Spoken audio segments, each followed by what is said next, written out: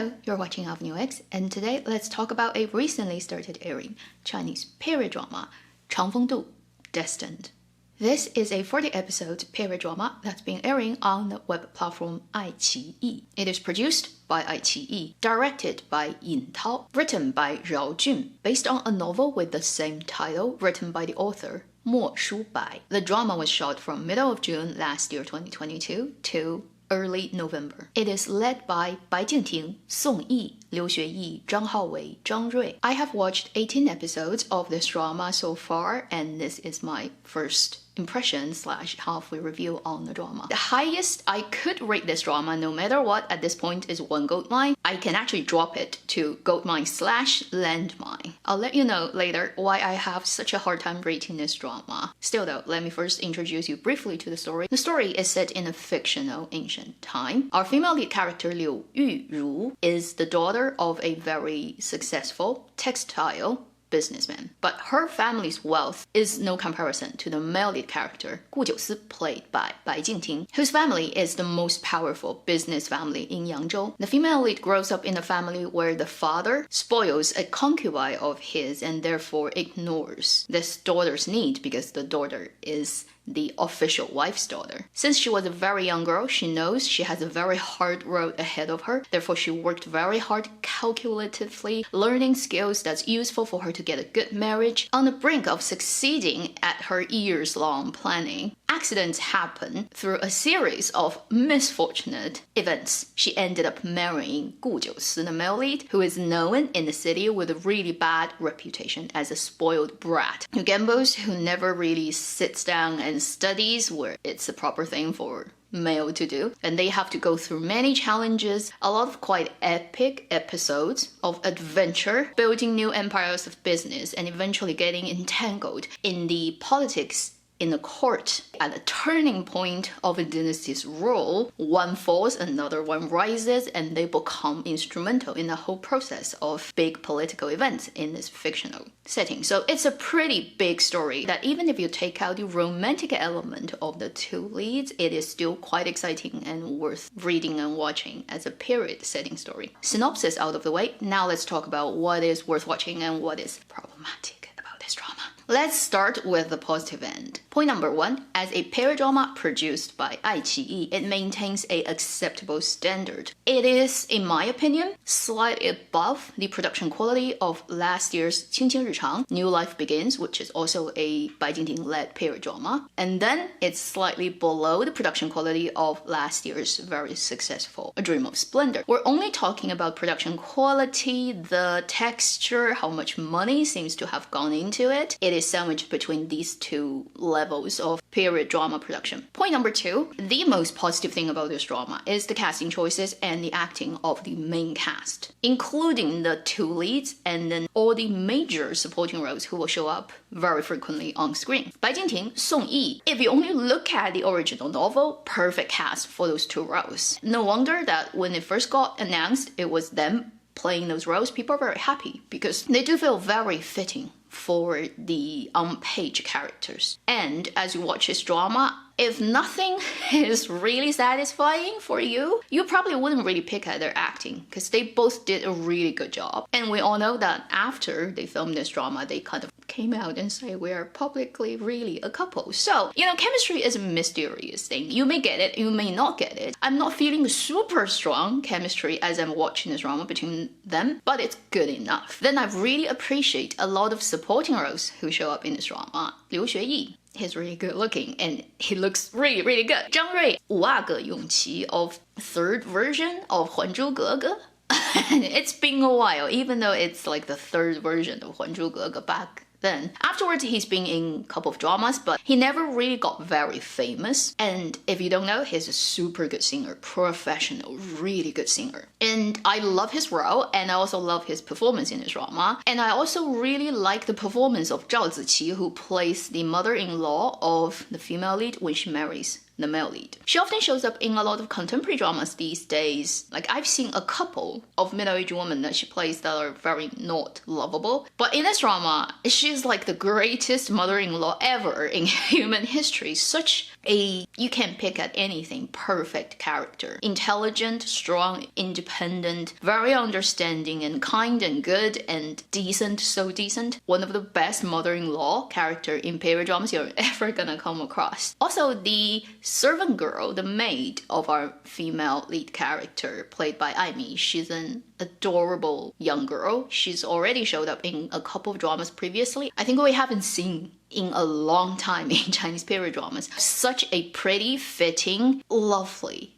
maid role. So, casting performances is the second positive point and the most important one in my opinion. The reason that I continue watching this drama to this point is because of this major point. Number 3, I still put it on a positive end, which is if you don't know anything about the background story and original novel, you just watch it as a period idol drama. It is not a bad drama in any way. You really wouldn't find it's boring or very slow or dragged out. I'd say only around episode 15-16, it slowed down quite significantly. In a way, it probably is necessary for the story to take that breath for those 2 episodes. But apart from those 2 episodes, every episode is actually quite fast paced. You will not feel bored and necessarily needing any fast forwarding. So with these positive points, I think this drama is still worth checking out for a bit. Now, let's moving on to the problematic part, and I'm gonna talk about a lot of things. And it's on the script writing. This director has done quite a lot of dramas previously and not always very good. And this writer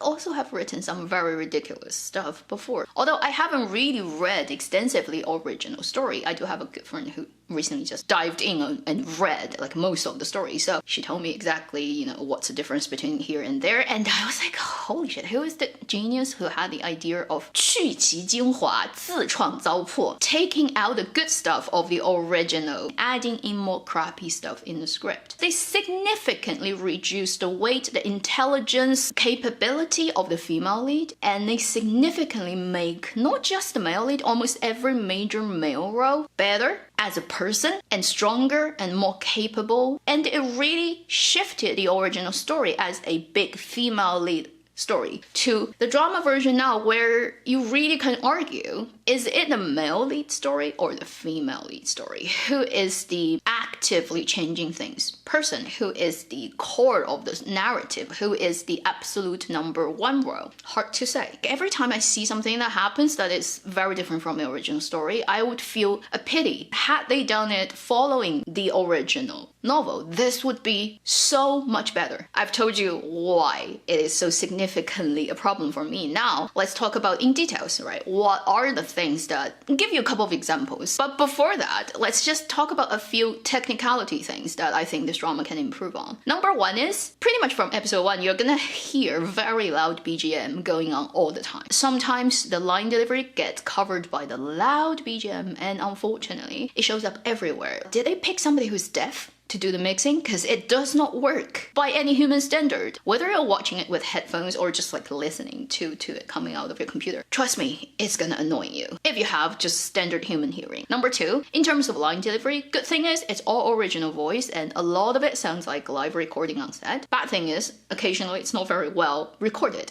Supposedly, Bai Jingting did get a line delivery coach who is the famous dubbing actor Bian Jiang for this drama. Still though, he hasn't improved that much. Often when it's not emotionally charged scene, he would be speaking almost like without using his vocal cord. He would be talking like that, whispering. And it's only when he needs to shout and he needs to project at a big scene, very charged, he will now engage this part of his body, and now the voice would have that penetrating quality, and it works. But it happens very rarely. Most of the time, he's just talking like this, and I'm like, why? Another one is I really don't like his costume. Hairstyling, makeup, it's not very well done. If you compare, for example, Song Yi's look in Luoyang and in this drama, same actress, she looks so much better in the other drama. And then the costume. They pick very hard material that does not follow the human body. It's not thin. It has a lot of very polyester that sort of only exists in contemporary world texture, shine, and it has like unnecessary embroidery on it where it starts to frail, and in the backlit scene you can see the hair standing up, and it has weird cutting, a lot of unnecessary details, weird decoration around the collars. I know they're trying to make it look pretty, you know, we're drama, we're not other things, we have to design every costume, but they look horrible. Those unnecessary, weirdly added in God knows where it comes from details, and then the texture of the clothing that are so hard, and again not following actually traditional Chinese tailoring, which is completely two-dimensional and flat, it just looks so, in my opinion, cheap. So after talking about all those technicalities, let's get back to the point where everything they've changed and added is not making sense and for the worse. The original story starts actually with female lead's dream. She had a premonition dream of somebody that she hardly knows, which is the male lead. Huge turmoils and shift is going to happen in the city, resulting in that whole family almost get wiped out, and catastrophic things are going to happen to a lot of people. In a way, become destined to save the male lead. Her coming into his life changed him from the root and made him a better person. And that's a big female lead story where she is the active ingredient. And in the drama, they turn her into the passive one. And it's done by writers who are not very seasoned. Therefore, it creates two types of problem, really reduces the quality of the original story and make it a lesser story. The other thing is, because of they changed so much settings and weakened the female lead, it created a lot of logic holes, things that no longer make logical sense. Starting with the beginning first plot, where she goes to the guy,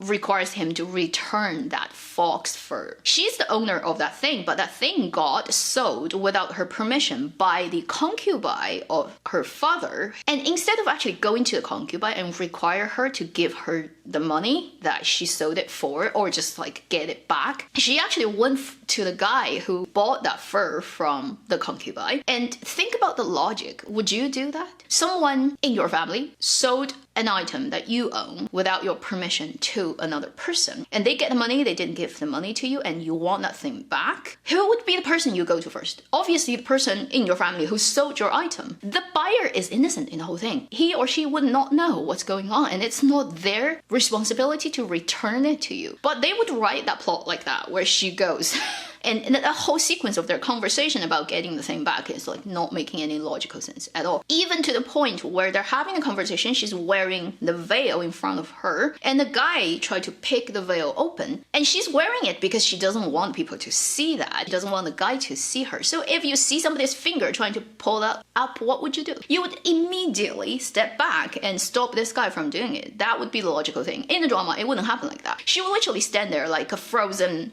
piece of stone and let the guy see her face and get shocked about how pretty she is. So that beginning opening scene of the story, which is supposed to set up our main characters from her motivation and reasoning of doing certain actions to how actually each step is carried out, line spoken actions, the little logical actions between people, nothing makes sense. And that's already a warning sign for you. Later, a lot of things as such will keep happening. For example, after she got married to Gu Jiusi, and she's very unhappy about why he is just not doing anything that she wants, and he is so lazy, and he goes to brothels and he plays and gambles and just doesn't care about the proper things. So she takes a sword with her family's servants, rushed into the brothel, and then put the sword on his neck, and in public with hundreds of people surrounding them had this speech that is eye-openingly, gobsmackingly not making sense for her to do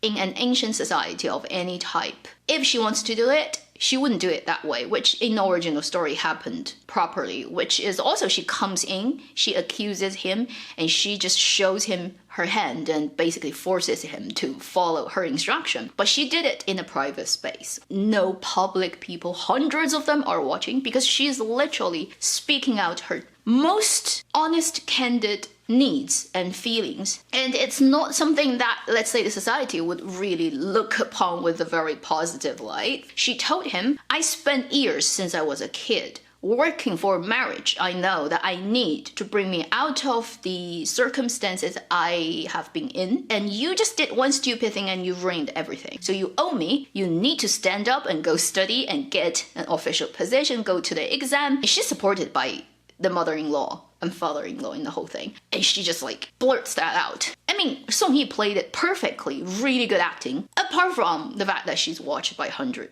people in a public brothel. Even in today's circumstances, if we have similar things happening, can you even imagine a person would do that in public? You would actually grab your husband, what makes most sense, and head into a private room, close the door, having your servants guarding it so nobody can approach it, and then you say that. I was, on one hand, savoring a good performance from the two leads, on the other hand, being completely confused about why it's happening, and every live comment that's rushing across the screen while this scene was going down is like that too. Everybody's like, what the heck is she doing? She's doing it in public. No human would be doing that. And then all the weakening of the female lead. In the best way to cap that is, in the original story, she is the business savvy, clever person who have put out a lot of suggestions that are instrumental to the survival of the Gu family after she married in. For example, she was the person who reasoned why they have to move all their business to Yuzhou, and she gave very clear 1, 2, 3, 4 points, and they all make a lot of sense business-wise, also politics-wise. She's a very wise person, although she's a young woman. In the drama, she literally got inspired because other people are chatting, and she heard it. And she was like, ah, interesting. Maybe that's a good idea. She is most of the time unsure of her bearings. She's constantly insecure. She needs other people's encouragement to say, you can do this, and do this. All the challenges she meets and she manages to overcome all come from help from either the husband character biting him in place or the mother and father-in-law. If she doesn't have those help, she would not be able to do it, which is completely different from the original story where she is the active person. She gets those things done. And in the original story, the guy, the main male character, is deep in his heart, he's a good person, very naive, genuine, and kind person. But he has a lot of bad habits. He gambles, he doesn't study. He gets easily annoyed and angered by people who do not really do things that gives him instant gratification. And he will learn. As the marriage develops between these two characters, she made him a better person, made him grow into the matured version, the best version of Guzhou, who shedded all his bad habits and become a really responsible person. And that thing, is the essence of their relationship. But in the drama version, he kind of already is perfect. Every bad reputation he had is his act. Not just by nature a very good person, but he almost also never do any wrong things. And if there's any wrong actions, it's actually having a reason. You can explain it away, or you just can dump on other characters. The drama adaptation gave all the good things, the good qualities, the highlight drama moments to male lead. And it also lightens a lot of other male characters' bad things and made them better. And then they made all the female roles weaker, willingly sacrificing themselves for the family. They made them less decisive, powerful, capable. The best thing you can do is be a good wife. Your life's ultimate goal is marry well. I feel really bad for the original author who wrote this story and got this copyright sold to somebody who would actually warp the story completely, change its soul. With Changfengdu right now, at least with my observation on China's internet about the airing of this drama, is if you have never read the original novel, you don't know anything about the character setups and details of things, you probably watch it as a rather funny, comedy-heavy, overall very acceptable period idol drama. If, on the other hand, you unfortunately are original book fan, or like me, I got told about what it is by people who have read it, then there's no way you can sit quiet and be happy about the stuff you're looking at. No way. I can't see how. Almost every important plot point, character moment gets adulterated. I will continue watching. I want to see later whether the script is gonna at least maintain a reasonable level of logic, and a couple of really important plot points are gonna get well presented on screen, get played out with good performances. I really do enjoy a lot of actors acting in this drama, therefore I'll keep watching for that sake. But at least the first 18 episodes, I have a lot to rant about for the plot point every episode. And if you open the original text and compare it side by side, wow, the ranting will be continuous, non-stop. Let's see how this drama is going to land, whether Aiqi is gonna make In Tao's work slightly better than when he works with Tencent. That would be the end of this video. Thank you for watching Avenue X. I'll see you in my next video. Meanwhile, live long and happy drama watching.